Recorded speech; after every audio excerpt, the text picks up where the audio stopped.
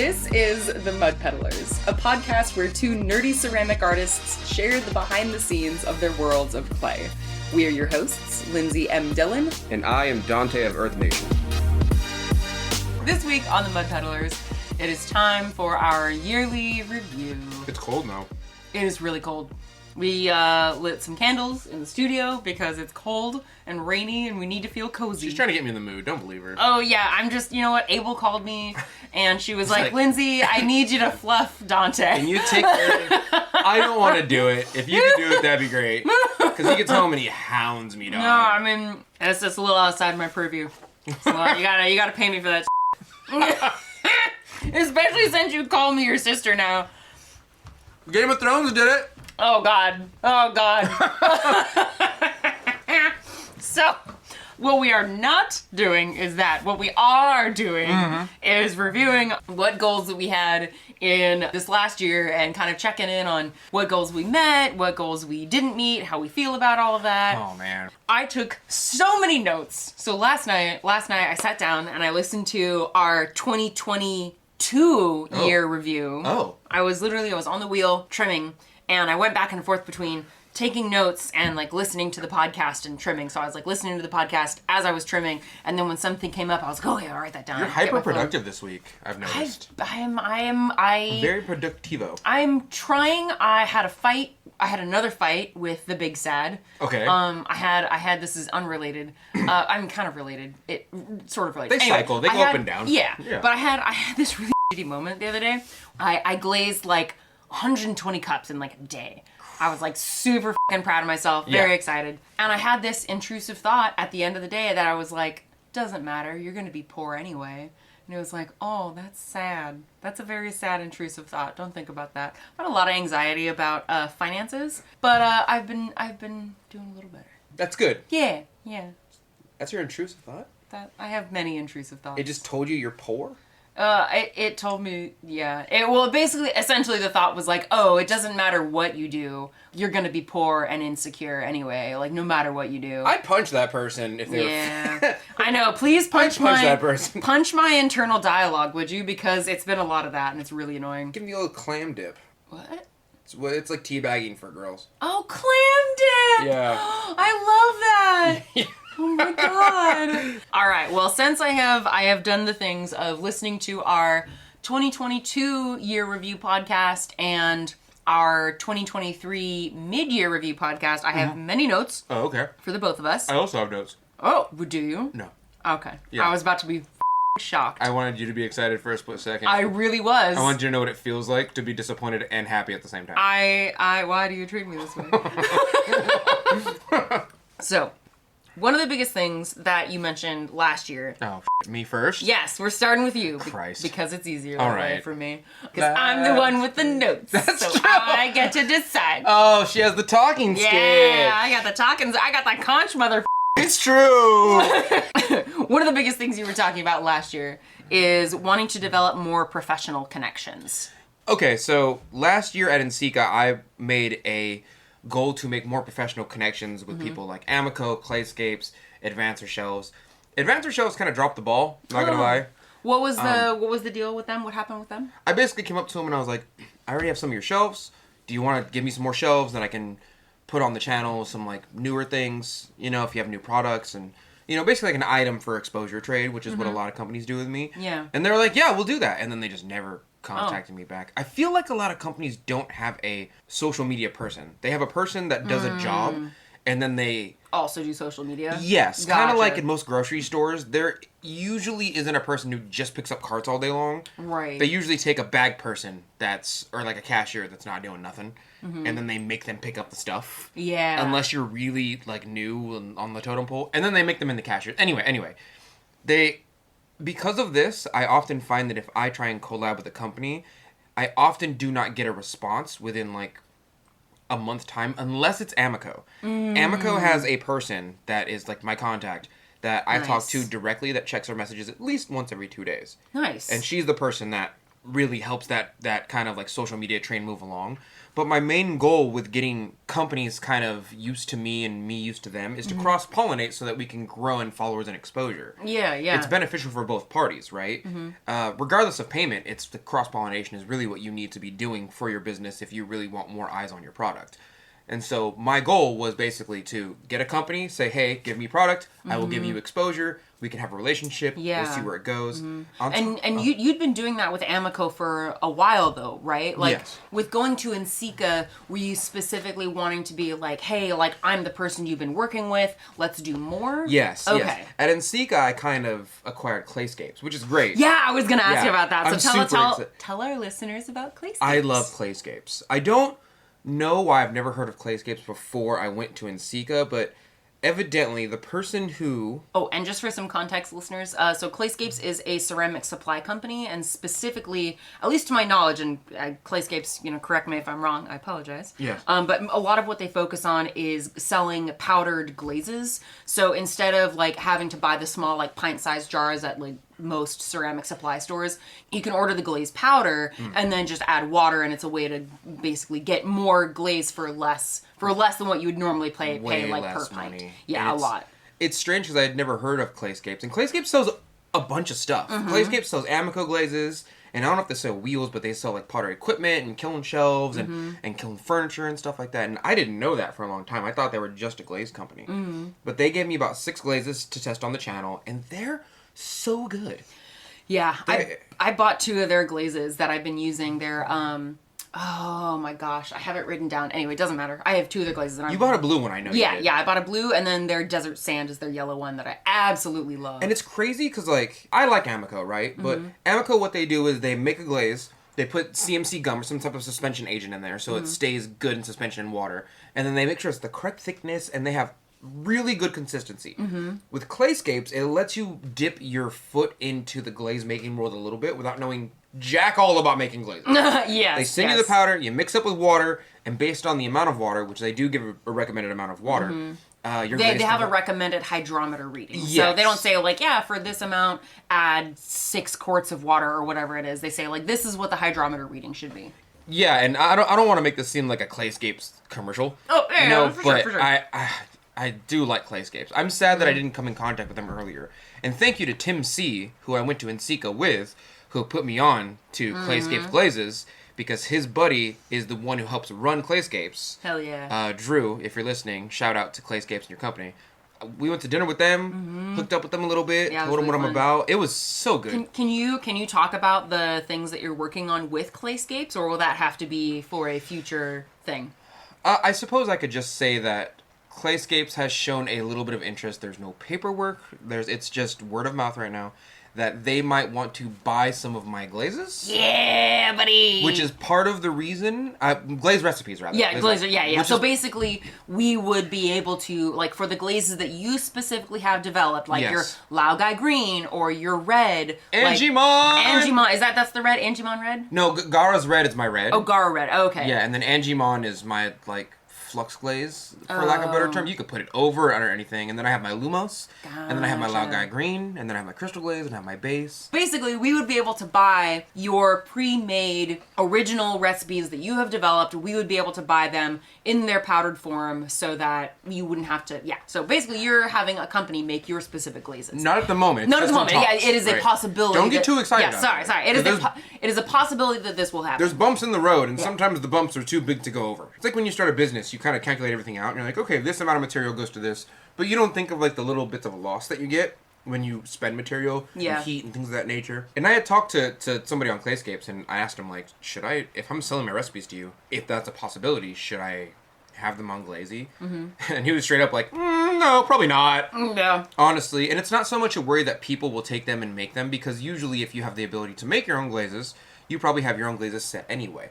You're really selling glazes to people who don't have the ability to make glazes. Most of you who buy bottled glazes, most of you, cannot make glazes. And those of you who can make glazes probably don't know how to make glazes well enough to make your own specific glazes. And if you do, you're not buying most bottled glazes. Yeah, which is why, like, so for instance, I ended up buying the yellow from Clayscapes because I needed a yellow. I didn't want to go through the time and like I know how to put together a recipe. Yes. But I didn't want to spend the time on finding out which recipe was the right one. Like I wanted to go, I want that, and I want that for less than it would cost to buy in like a normal pint-sized bottle. And Ease so of use. It worked. Ease of use. 100%. It's another ease of use tool, right? That being said, he was just like, yeah, it's not really the people we're worried about. We're worried about the companies. Because if it turns to be popular glaze, the company's just going to like steal it and make their own version of it. Yeah. Yeah, so that was my goal for Nsika. And I think I succeeded. Amico seems to be a good staple for my channel, but Amico doesn't. Like, I talk directly to Clayscapes, and I feel like I have a more personal connection with them. Versus Amico. Amico seems to be like strictly business. Like, we give you a product, make the video on it, we're good, right? Yeah. And I'm like, yeah, that's fair. Okay, but like I don't think Amico is ever gonna be like, come on over and have a barbecue with us at the Amico headquarters. I don't think they like me that much. I think they just realize I'm beneficial for the channel to a certain degree. Sure, yeah. Right, and so I think we met that goal specifically for Nsika. I will say we're going to ClayCon West. Yeah. Hopefully I can make some pottery friends there. Yeah. Because for a while I sucked on YouTube and I was not I was not a friendly YouTuber for a little while. What do you mean? Well, when I first started YouTube, I was just like, I didn't understand the etiquette of YouTube. Oh, you know what I mean? And so I think that put some people off. Just the energy I gave on my YouTube videos. Huh. And so I'm trying to kind of rewind that and be like, maybe I should make more connections with potters and not companies. ClayCon West itself seems to be very potter friendly instead of company friendly. Oh, okay. I got you. Right. So that's what my main goal at ClayCon West this time is to kind of make connections with other potters that I see or admire. You know what I mean? I like that. I'm gonna write that down in the column. You don't have to write it down. I'm taking notes. You don't have to write Donte Make Friends ClayCon West down. I'm putting CCW more potter friends. More potheads. More potheads, yeah. So talking about Clayscapes makes me think about your other big thing, which is especially I found it interesting in the mid-year review. So that's the episode that we recorded in like July or something like that of this past year. What is it? You were like, I'm not gonna make any more glazes. I'm not gonna make any more glazes. I've done a bunch, and it was funny because I think I lied. I'm sorry. I think by that time, I'm sorry. I think by that time you had already made or you were about to make your red glaze that has become like your like primary red. Yeah. And then you have been wanting to try and develop ancient jasper. So let's check in with that. How's that been going? It's so difficult because the result that I got from ancient copper was completely different from what did I say? Ancient jasper? You said ancient jasper is a glaze. Oh. I imagine it's the same base as well. But the glaze that I got from, and I might post it on my Instagram, on my stories or something, is completely different from what people get from ancient copper most of the time. Even Tony Hansen, the creator of Digital Fire, created a post and was like, you can make your own ancient copper, and released 3 different recipes and was like, here, there you go, just do that. And I tried them and they don't work, first of all. They don't work for me. Okay. He basically took Randy's Red, the original recipe, and modified it. Okay. And was like, there you go, ancient copper. And I tried it out, and I was like, no, not really. It doesn't really work that way. I'm gonna try to retry it. I'm gonna retry it. Because you basically got a version, when you used ancient copper, you got a version, magical version of this ancient I got like a crystal copper glaze, and I'm not sure if like the bottle was different or something. But I'm looking online versus the ones that I got, and I'm like, I've never seen this result. I don't know how I got this result. I pour mine on, and that's about it. So it was extra thick, but it wasn't runny. It was good. I might try a couple more times of ancient copper, but at this point, it's become like, I'm going to try and recreate ancient copper. And even when I get close to it, people are like, that's not what I got. And I'm like, well, that's not what I got either. I got this. I got something completely different from you, and you say they're the same bottle of glaze, right? So I don't know what's going on. Yeah. At this point, I've developed like 2 other glazes on accident from trying to find this ancient copper glaze. And I'm not saying I'm about to give up, but like I'm gonna give it 2 more months before I'm like, here, take these glazes instead. Yeah. Got as close as you cared to get. As close as you can get. I don't know what's up with this glaze. Because I'm telling you, the result that I got was basically a crystal glaze. Dang, that's A crazy. stable crystal glaze. And I'm sure it had Gersley borate in it, and I'm sure it had some type of like black or yellow iron oxide in it, and I don't know what happened. I have no idea. But my last results were not great. Yeah. So I've not done that yet. It is kind of crazy to think that, like, this time last year, you had, like, just got Rose and Matt Katz's series on glaze making and, like, the glaze materials workshop. Yeah. That's crazy to think how much you've done and how much you've learned in this last year. Yeah. Like, that's crazy, dude. The classes were really worth their money, and I meet a couple people from the classes, and they're either really friendly or they're not, basically. Yeah. But, like, the really friendly ones I keep on my Instagram stories. That's so cool. Right? And I get to talk to them, and we share information, and, you know, they have their own glazes they developed, and then I develop mine, and we share recipes, and they're super cool. All right, so another big thing No more Donte! All right, okay, we want to switch. There's we want to do me for a bit? I got so many. Donte all show right, over okay, here? okay, all right. I'll talk about some of my things. How about this? Last year, Lindsay, you farted and tried to kill me. How about that? Oh God! How about that? For those of you who managed to watch when we went to Ensika, Donte and I like got our own room. Greenhouse to the room. I've always joked about how bad my intestines are, but poor Donte got to experience what heretofore only my partner had experienced. I nearly killed him. For those of you who saw the video that went up, or that I put on my Instagram stories for those brief 24 hours of embarrassed hilarity, that was something that happened. But I will say... But indeed. Yeah. Listening back on the episodes, I did not really have a lot of specific goals for this past year, and to be honest, I think it really shows, because... What do you mean? You did a bunch of stuff. I was not very focused this year, to be honest. Like, in the early part of the year, it was mostly Ceramicon. Ceramicon was fire. Ceramicon was so much fun. It was so good. Yeah. I gained so much confidence in myself putting all of that together, because I basically did nothing for like 2.5-3 weeks, but put together, like, get the writing together and get the outline and then record and film. Has she contacted you at all? No, I don't think Elizabeth is doing that is doing Ceramicon this year. She might do it again next year, but I haven't received anything about. Yeah, I just got worried because, you know. Yeah. I want to keep in contact with her. Yeah. She's probably busy with stuff. Yeah, for sure. So it was a lot of Ceramicon and then Ensika. And to be honest, I had a really busy spring, like within, like, How so? I don't know what, like the first, like, 3 months of the year, I had Ceramicon, then Ensika, and then I went to Sakura-con up in Seattle, not selling, just as, like, an attendee. And then I went on a trip to Morocco and Spain with my dad. And then I went to Fanime again as an attendee. So it was you didn't tell me where you went. I know, I'm sorry. You thought I died. It was the whole thing. I knew you went to one of the two places. Yeah. And one of them was not out of America. I don't have any pull outside this. Yeah. America. I don't know where you are.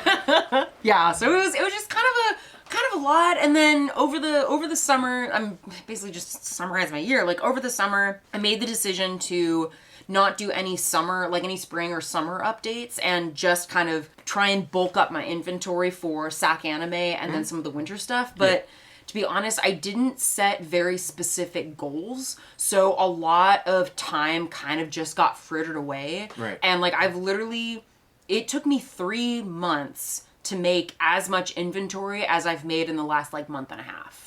Yeah, you definitely leveled up, huh? Yeah. Like, I think the main thing that I realized is that it's easier and I think faster for me to just go like, okay, I'm going to make 100 cups. Yes. Like 100 mugs. Instead of like, I'm going to make 15 teacups and 15 of this other kind of teacup and then 20 mugs and then 35 steins and then 18 goblets. Yeah. Like, it's just easier for me to just go, I'm going to make this many of this one thing. And so I'll talk about this a little bit more in our like looking into 2024. Yeah. But I'm going to try and look at how I set goals differently. So so basically this last year, like a really good success is that I made the most that I've ever made at a convention. Yes. This last year. You lucked out on the convention too. You had like double table space. Yeah, I know. I'm sad I moved now, so I'm not going to have a double table space. It's okay, they moved us. Yeah. I don't know, maybe they'll give it back to you when you go back for the third round. Maybe, I don't know. I'll ask them about it, because it was basically what happened.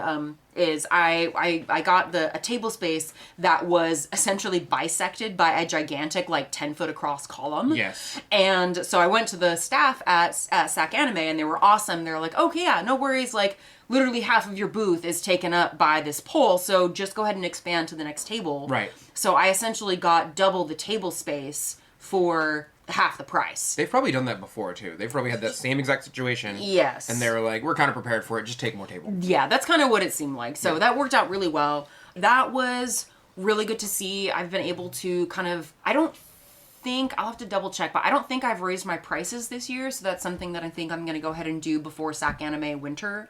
Meanwhile, you over here. Lindsey, I have something to tell you.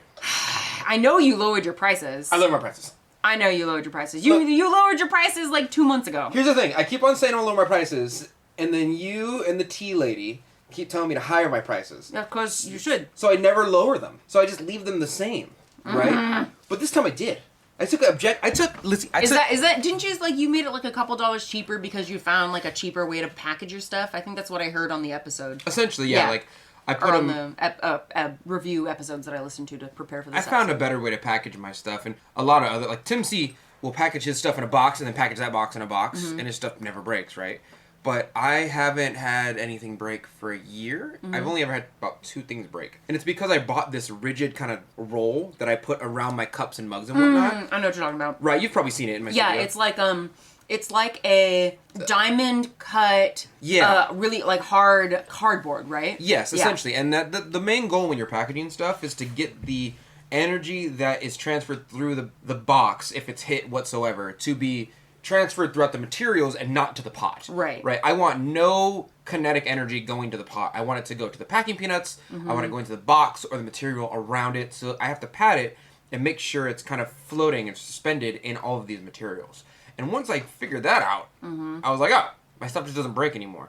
That's great that you've had like less breakage. Well, I'm gonna lower my. I'm lowering the prices. Yeah. Listen. I sat down. I took a good look in the mirror, Michael Jackson style. And then I was like, objectively, what is my stuff worth? There's no such thing as objectively pricing art. I objectively did it. That's a lie. I figured out the math. So you're telling me that you're denying your daughter future funds for her college? I'll put my daughter in there. That's what I'm gonna do, because this is emotional hostage. Exactly. You know what? Whatever it takes, because that's unethical practices. You know what? I agree with you, and I'm doing it anyway. Don't agree with me. No, I'm agreeing with you. Like a normal person. Absolutely not. See, here's the thing. You have a problem valuing yourself. We're gonna armchair and whatever this Sure, is. armchair, yeah. Yeah. What's your degree in? Yeah, armchair? Art. Anyway. What are you gonna do with that? Yeah. No, okay, so here's my thought. Okay. If you frame it in terms of because again, if you were talking about increasing, like, I don't know, literally tripling the prices for what they are now, I might be like, okay, Donte, you could probably slow that a little bit. That's a lot. But, steadily increasing your prices to keep up with inflation, to keep up with to recognize and value the years that you've spent in this field. Yeah. All of that, like, that extra money not only allows you to continue doing what you're doing, but that money also goes to your daughter because you're one of the breadwinners. Yeah, of course. You got to roll that money. But hear me out. I've come to this conclusion. And I've talked about this earlier today. Pottery's not where the money is. Selling the pottery isn't where the money is. It's all the stuff around the pottery. I think it really depends. It's the classes and the T-shirts and the hats and the YouTube personality. I think that's part of it, but I think you're oversimplifying. I think that's most of it. I think it's like 60% of it's probably all the other stuff. But like once you buy 3 cups, it's like, what are you gonna do? Buy more? What are you gonna do? Buy more cups? So your significant other is like, the cupboard's full, dear, and you're like, but I love the pottery, man. I don't know why I made just like an old English woman. I'm sorry. Unless you're an old English woman, in which spot on. Yeah. Well, Birdie Tam did talk about how most of her sales do come from things that aren't pottery. She's red pilled. Birdie Tam's right, I think. Okay. Okay. The thing is, that doesn't mean that you then lower your prices. Yeah. I think what happened to me, and I don't know if this is just something that I'm going through right now, is I looked at some other people's art, and having the skill set and the craft check that I have, I looked at their stuff and I went, that's more valuable than most of my stuff. And I know that's a difficult equation to kind of math out, but I think in my brain, I was just like, I think the most I can probably charge for a mug with shipping on my website, there's a sale going on right now. It's the Christmas sale. So I took everything down by like $3. Is like $56 seems to be the maximum I can sell for a mug, unless it's a really nice mug. Unless it's like super nice. And that's with shipping. I've been charging like 58 to 60. What is the data that you have to back that up? Oh, here, wait, hold on. I'm gonna turn to a liberal. Are you ready? Like a left-winged one, right? Okay. It's based on my emotions, and you're not allowed to validate those, or else you're a bad person. Oh, jeez. Yup! Oh my god. We're not gonna turn into one of these podcasts. I'm one of those. Let me try it out for like 5 months. Alright, well, I know I need to find the sweet spot. But I think it's at like $56 with shipping. Not $56 plus shipping, because my stuff is free shipping, quote unquote. And to clarify for our listeners, so you're saying I can't sell my work for more than that. That's not based on people not buying your work. That's based on your not feeling like it's worth more than that. Majoritively, yes. Majoritively. Okay. The other portion of it is that I'm just not selling as fast as I used to when I raised my prices. When my prices were lower, that stuff flew out the door. Okay. But I raised my prices quite a lot, actually. And now I notice that they're not selling as much. It's either that or the other variable, which is a very realistic variable. I will fully admit this is probably the actual variable that matters. Which is? I'm bad at exposure, so I'm really bad at posting. That's actually something that came up a lot in the... Super bad at posting. If I could hire someone to just post... If I could hire someone and just give them 100 pictures, right? And then say, hey, you have access to my Instagram account. I need you to post this with the proper tags once every 2 days, right? I would hire that person. If I could hire a social media person, just your job solely is to post and put the proper tags, do a little bit of research to find out what the tags are and how they're relevant to my community.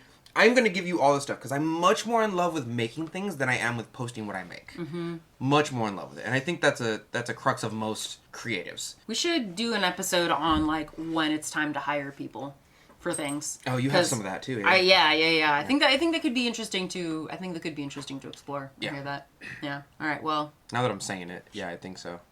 Speaking of social media, the other thing that I noticed from this last year was I was not great at posting consistently or answering messages this last year. None of us are. No. But I think what's kind of nice is like, okay, so this last like month or so, I've been trying to post a little bit more. Same. And what's nice is that I actually mentioned this a bit, I think in the mid-year review episode, but trying to re-engage with social media, not thinking about it in terms of like, oh, I need to like get the numbers and get the followers and get the engagement and get the likes, and kind of pare it back down to the idea of like, you know, it doesn't matter how many people see this. It's about like forming the connection and sharing information and just kind of, I don't know, just being a part of the community, so to speak. Yeah. And that has felt a lot better. Like it's felt like a much more genuine place to be coming from. Absolutely. 100%. Yeah. So, I have the same issue. Yeah. Yeah, I have the issue of always wanting to be ahead of the... Because, like, I have, it's like 12K on Instagram, and I make a post, and it's like 200 people. Is usually, and it'll tell me, like, your reach is like 1,000 people, but 200 people liked the thing or commented on the thing. And I say this now, if you want a social media person to survive, or a business for that matter, you want to give them some sort of interaction, and that really is what counts on the internet, is what amount of attention you can give them, and it counts in likes and view time and comments. And those things are, of course, all free. You know, you comment people. Shares as well are another big thing. Shares are great, too. Shares and saves. And saves, yes. And, I mean, it doesn't really matter what you comment. As long as you want to support somebody, you can comment pee-pee poo-poo. It doesn't really matter. I think, actually, there's, like, a word count thing. Like, it's better for the algorithm if it's, like, more than 2 words or, like, more than just an emoji. But ultimately, like, again... Commenting at all helps. Yeah. That being said, I will fully admit that when I was on the community grind, when I was like, I only care about the people who care about me and my small amount of glaze research or what I'm doing at the time, it felt so much better. Yeah? If I would get 20 likes on a post and 20 people were like really with me, you know, and it felt genuine from across the world, it felt much better than getting like 300 likes on a reel because I'm over here pulling a clay handle and it looks like masturbation.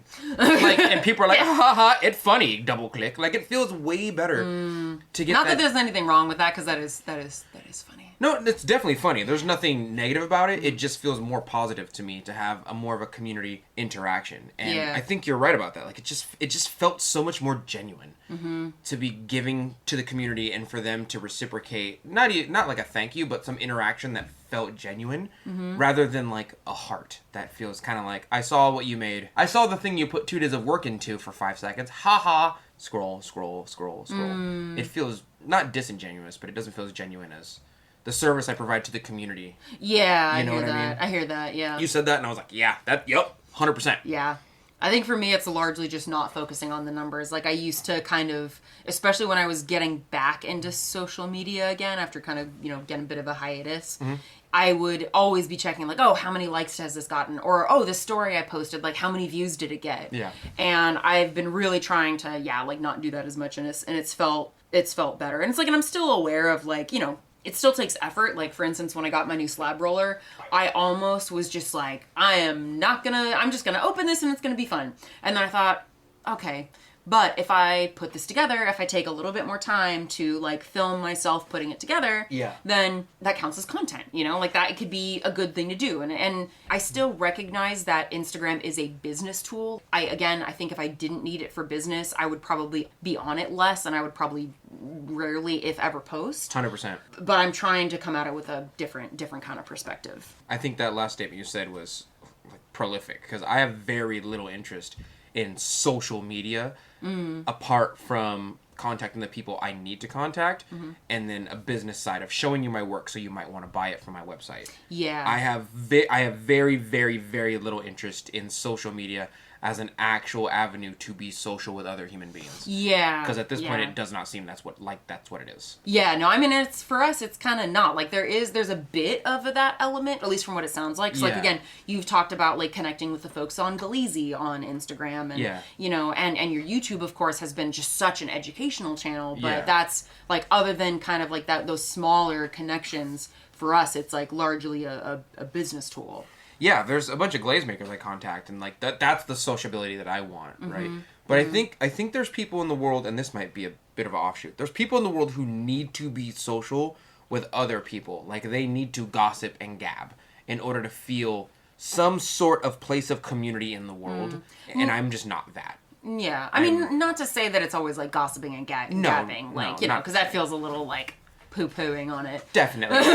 It's a person that talks at work while they work consistently. But like I go to work and I work and then I go home. But like there's people at work that they must use this as they need to have some type of social interaction in order to be happy on some level. Yeah, I mean, I'm definitely more on those lines. Like, I'd still consider myself an introvert, but like the pandemic showed me that there are limits to that. There are definitely and I maybe like if my friend Howie texts me once a week, I'm like that was enough. Yeah. He texted me. Yeah. I'm still glad that you were able to spend so much time with me doing our podcast. Makes me happy.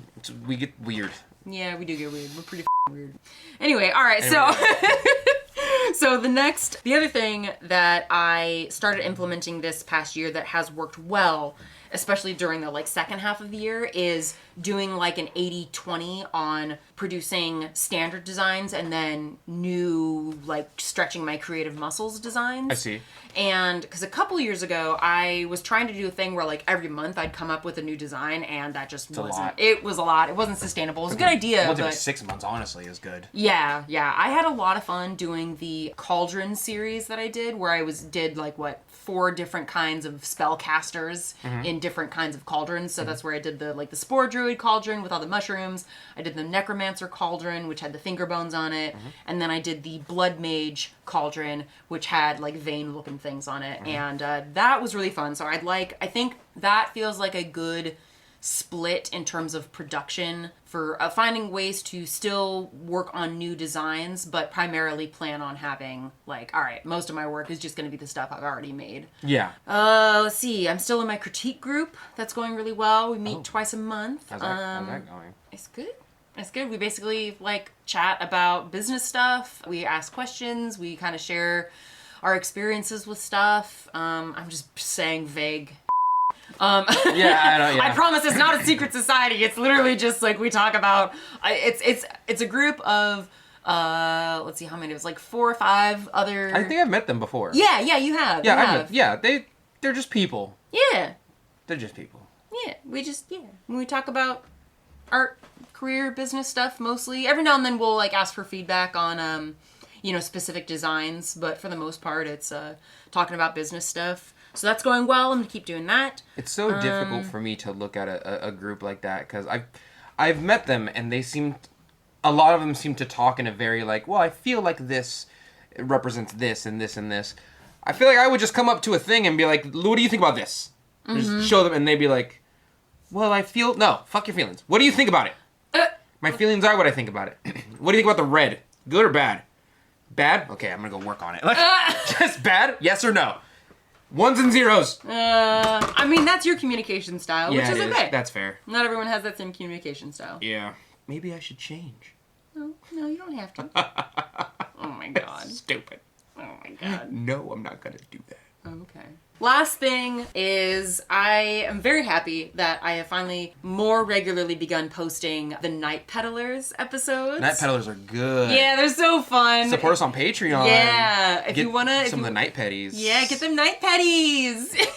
You thought it was dirty here? It's filthy over there. Oh my god, yeah, it is uncensored, and it's. I mean, honestly, not all of it's just us being like the perverts that we are. It's basically like imagine Donte and I like sipping on brandy in front of a fireplace, like just talking about our lives. That's a lot of what it is. Sometimes there's ceramic stuff that comes into it. Sometimes it's like our recent Baldur's Gate adventures. But this is a little shout out for the Patreon. If you would like to participate in listening to those episodes as a member of the House of Stone, which is the $7 tier on my Patreon, then you can listen to those extra episodes. And there's what, 4, 5, 6, 7 now? They're good, and they're longer. They're They're usually about 45 minutes. a little more exclusive. You know what I mean? Yeah. A little bit more.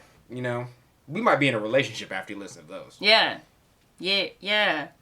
We're internet poly. Is that a thing? Not Lindsey's making it weird, but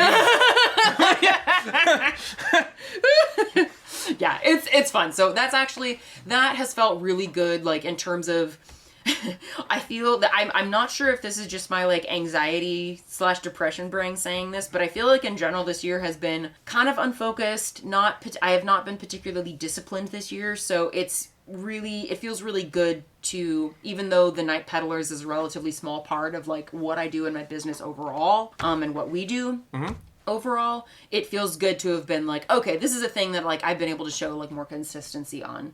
So that feels good. Feels good. Yeah, I'm happy about that. Yeah, the Mud Peddlers, we did some episodes and then we just didn't release them for a long time. Yeah. And then they got released and people seem to really like them. Yeah. It's really super fun to see. Oh yeah, and the Patreon, by the way, you can check the links in the show notes, or you can go to patreon.com/Lindsey M Dillon. All right, so back to you, Donte. Me? Yeah. Are we done with your list? Yeah, we're done with my list. That was my list. Why did I make so many things? Yeah. Oh wait, one more thing. Yeah. One more thing. Give it. Is basically I'm still not doing a lot of wholesale, and I'm gonna try and not overbook as much. So the other big thing for you this year has been teaching. Yes. Yeah, no, so... I did start... I'm just going to tell them everything now. Go for it. So I started teaching at IMCO, the Industrial Mineral Company, which I love, by the way. Mm-hmm. I like their products, I like their clay, I like the schematics they give me on their clay. All their stuff is great. They had a very from-the-ground-up studio that they were building, so it was very fresh when I got there. I got to get a lot of input in there. They're still really building it, and they give classes. It's a fantastic place, and I love to work at the place in which the clay is actually made and the minerals are produced in mines sometimes, right? That being said, somebody basically came along and was like, we like the way you teach. We want you to teach over here now. And I was like, I can't just leave this place. And they were like, slid me a little like... That's the proverbial check. Yeah, it's proverbial check. Donte straight up got poached. Yeah, I did. And they were like, how about that there?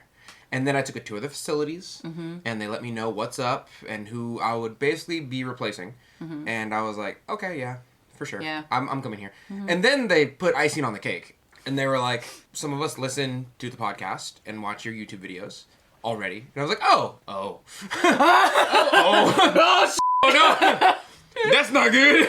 It's either really good or not good at all. Yeah, no. It really depends on the audience. That's the Yes. thing that was really, this is like a total side note. Yes. But like, that's one of the things that was the hardest thing when we first started this podcast is I was really worried about like who would be listening. Cause I mean, again, like, yeah, we get a little like saucy, not saucy, that implies that we're drunk. We're not. We get a little risque sometimes, I guess you could say. So, but we're not, I wouldn't say we're like that. We get a little spicy sometimes, but so there was always that fear of like, oh God, what if there's like a curator who listens to this and goes like, oh my God, these people. Yeah.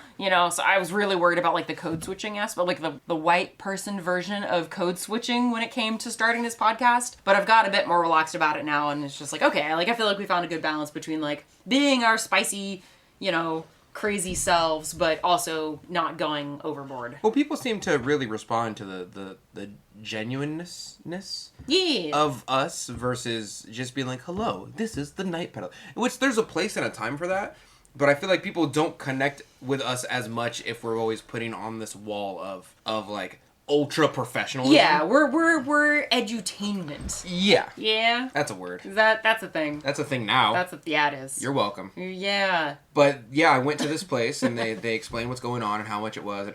Oh yeah, and they were saying they listened to the podcast they and listened YouTube. to the, yeah. And one of them was like, well, we know that you recently became a father and it's difficult to get your gym time in. And that, and so they were like, you can totally use our facilities.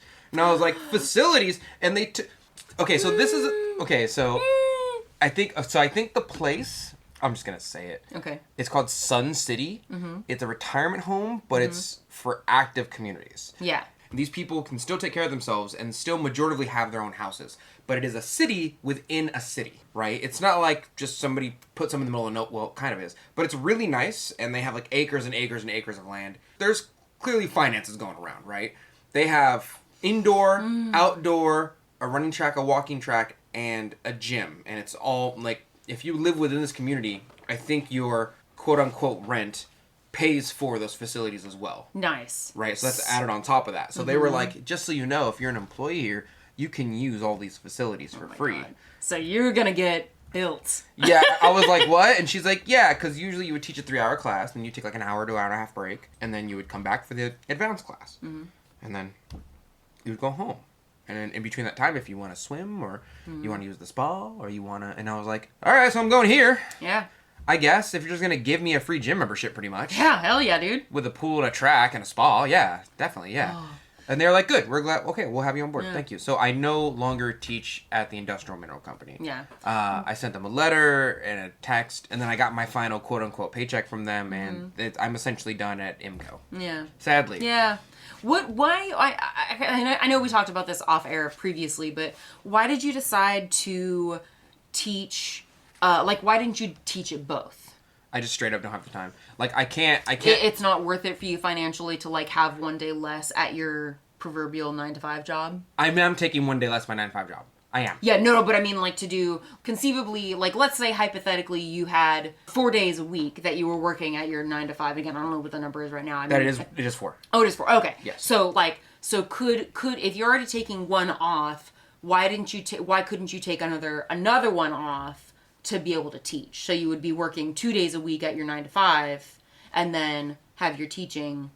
I am doing that, but without the IMCO part. So how my schedule is built right now is that I work 4 days a week, right, at my 9-to-5 job, and then I have 3 days off.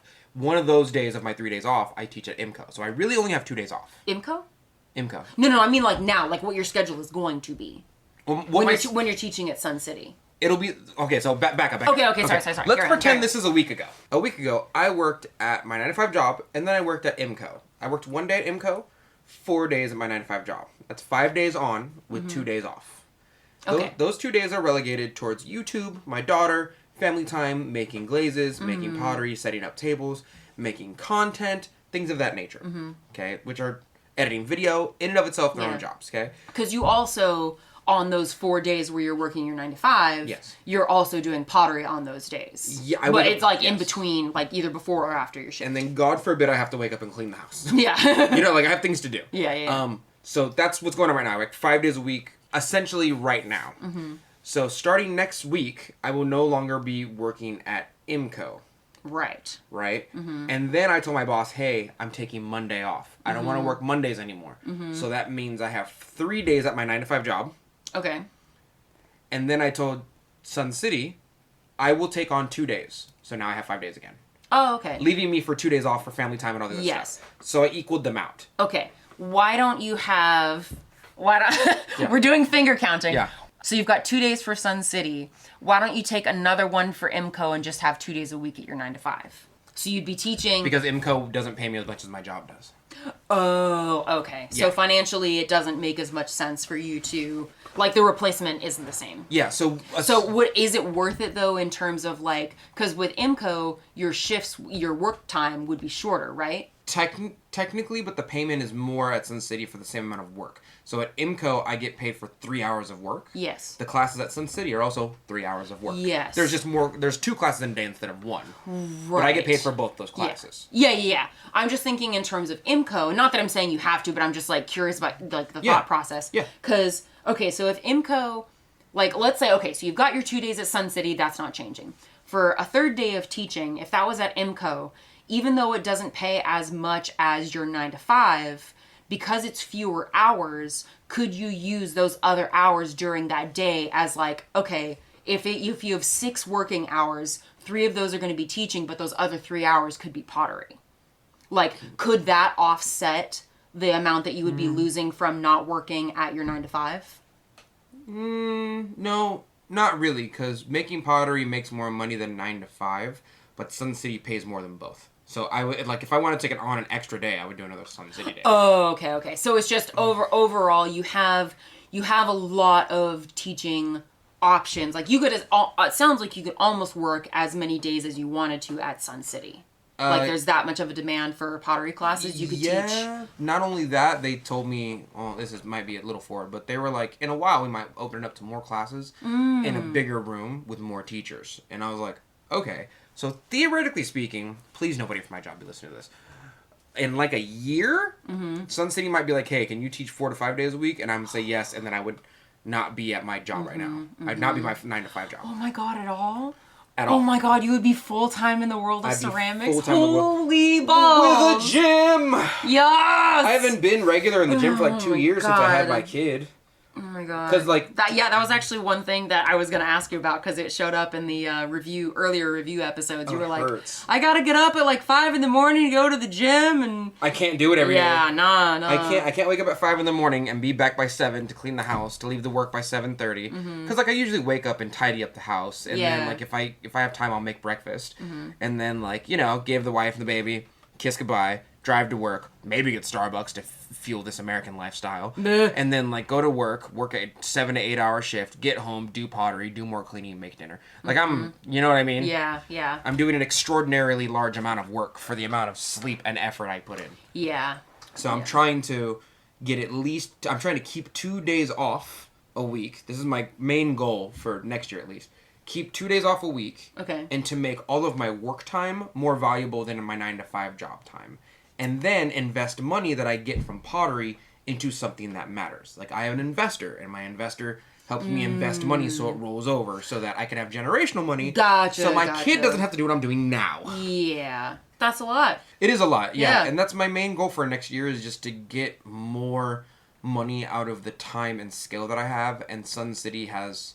the new place that I'm working at, has essentially allowed me to do that. They're huge. Like, hey, we will pay you more to do what you were doing at IMCO anyway. Yeah. The other thing is I don't have to advertise. It is a closed community. You cannot walk into Sun City and take classes from me. You have to be living there in the first place. Yeah. So I don't have to post anything about this. Oh, that's so nice.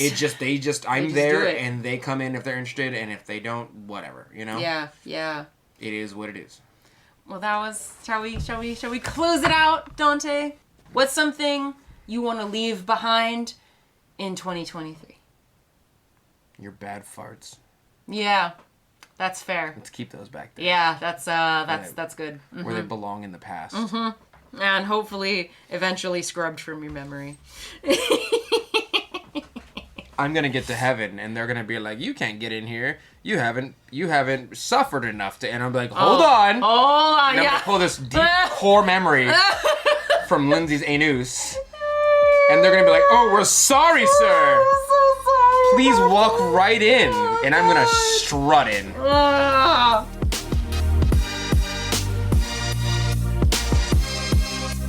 And that's it for today. Thank you so much for joining us for this episode of the Mud Peddlers. We would love to hear from you, so if you want to share your thoughts about the episodes or just see what Donte and I are working on in our studios, come say hi. You can find links to my social media at lindseymdillon.com. That's LINDSEY, M as in monster, DILLON.com. And you can visit my pottery shop or see what I'm working on at earthnationceramics.com. And you can find me all over social media at Earth Nation Ceramics. It's spelled exactly how you think it's spelled. And if you want to support the show, hear some bonus episodes, and see some behind the scenes of my work, you can support me and the show at patreon.com/Lindsey M Dillon. Thank you so much for listening, and we will see you next time.